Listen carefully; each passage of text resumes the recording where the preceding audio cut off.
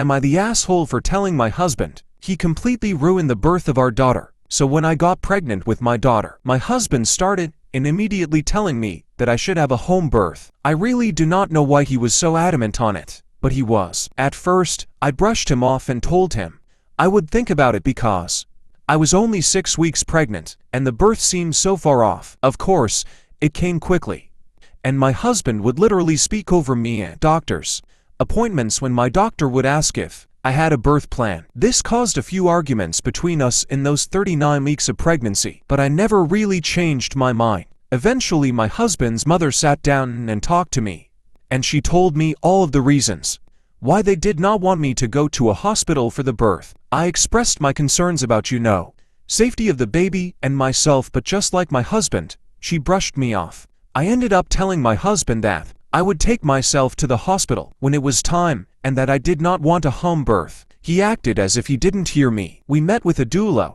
who was also very pushy. I felt overwhelmed and not supported at all. I was 36 weeks at that point.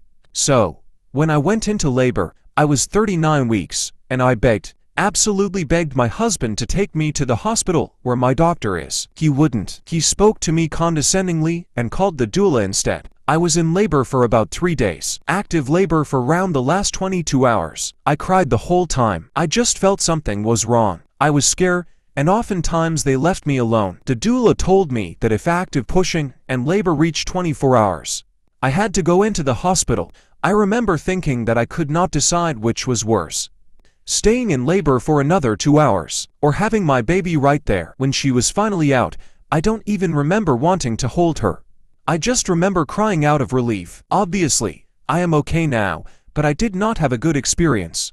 On my first appointment, after birth with my doctor, she was very shocked I had the baby. She was concerned. I was so upset.